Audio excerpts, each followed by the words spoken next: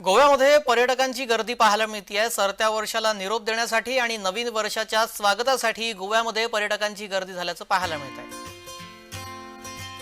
नवीन वर्षाच्या स्वागतासाठी गोव्यामध्ये गर्दी झालेली आहे। आपण पाहतोय समुद्र किनाऱ्यावरील पर्यटकांची ही दृश्य, पर्यटकांनी गजबजलेले समुद्र किनारे, गोव्यातली ही दृश्य आपण पाहतोय। देशभरामध्ये समुद्र किनाऱ्यावर पर्यटकांनी इथं मौज मजा करण्यासाठी गर्दी केलेली आहे। नववर्षाचं स्वागत आता केलं जाणार। काही तासामध्ये सरत्या वर्षाला निरोप देण्यात आलेला आहे आणि काही तासामध्येच नवीन वर्षाचं स्वागत होणार। आणि या नव्या वर्षाच्या स्वागतासाठी गोव्याच्या समुद्र किनाऱ्यावर कशा प्रकारे पर्यटकांची इथं गर्दी झालेली आहे ते आपण पाहतोय।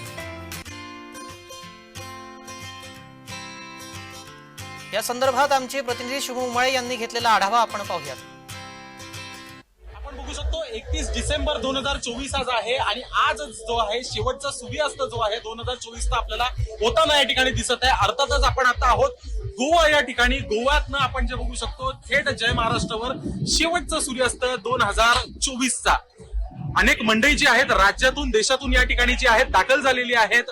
वर्षभरात आपल्यासोबत जे काही घडलं ते सर्व काही बाजूला ठेवून नवीन वर्षाचं जल्लोषात स्वागत करण्यासाठी थेट मंडळींनी जे आहे गोवा गाठलेला आपल्याला दिसून येत आहे।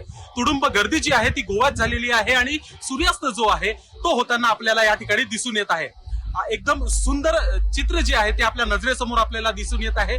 एकदम सूर्य जो आहे मावळलेला आहे। समुद्र किनारी आपण आता आहोत, बागा आणि कलिंगट बीचच्या किनाऱ्यावर जे आहोत आता आपण आहोत आणि याच ठिकाणावर सूर्यास्त होताना आपण ही ताजी दृश्य जी आहेत ती बघू शकतोय। अर्थातच मोठ्या प्रमाणात नागरिक देखील या ठिकाणी जे आहेत जमा झालेले आहेत। न्यू इयरचं सेलिब्रेशन करण्यासाठी 2025चं जल्लोषात स्वागत करण्यासाठी या ठिकाणी नागरिक जे आहेत तैनात झालेले आहेत। गोव्यामध्ये अनेक मोठ्या पार्टींचं जे आहे आयोजन करण्यात आलेलं आहे आणि याच आयोजनासाठी जे आहे हे सर्व आयोजन जे आहे याचाच पुरेपूर फायदा घेण्यासाठी नागरिक या ठिकाणी जे आहेत दाखल झालेले आहेत।